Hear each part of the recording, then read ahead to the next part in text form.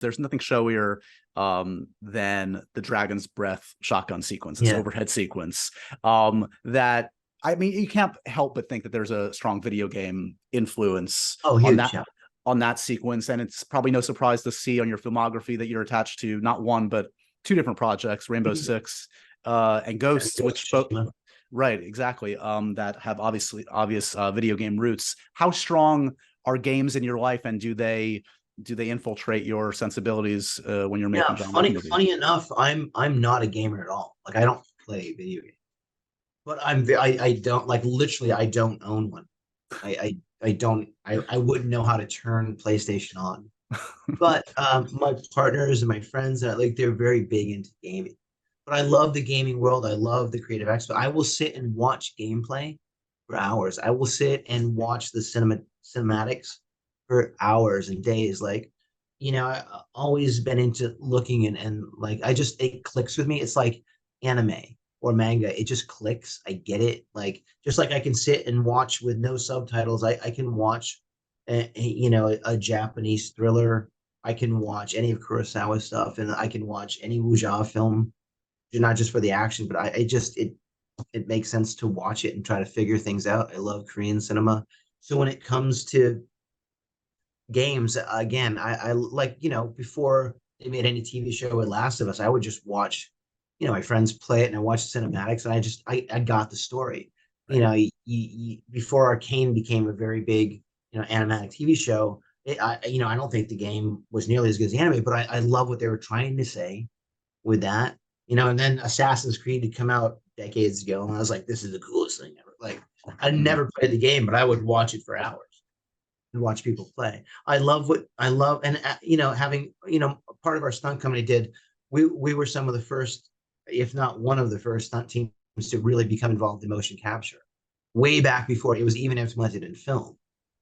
So here in LA and stuff, that people didn't know who to go to for martial art mocap, and so they came to our little company, and we spent a lot of time. So I was introduced to the video game technology very early on, and got to meet some of the creatives, and to see the world. Like, it's mind blowing. That's why I'm so fascinated by like Pixar, and I've had a lot of contact with and whatever you want to say, animated directors. Sure. What's it like? I think I'm very good at taking a space and doing something with it, like seeing the museum, the hall, the stairs around. Like, I'm reacting to the physical world. If someone gave me a blank piece of paper, I'd be like, what do I do? Like, Yeah. Again, you that need those mindset. constraints. You need, Exactly. So yeah. I've spent so much time with the video game guys, way before John Wick, just exploring that world of the virtual camera.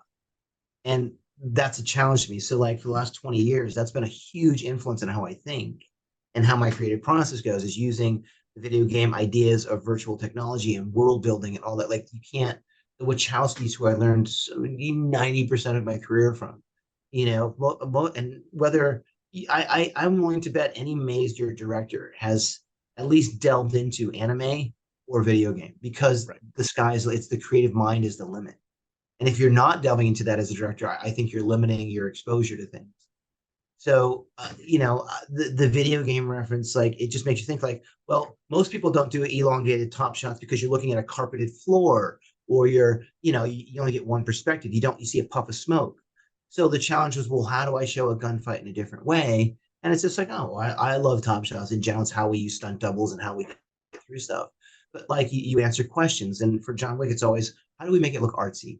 How do I get the respect of the regular community in an action movie, who, we're definitely looked down upon, that's for sure.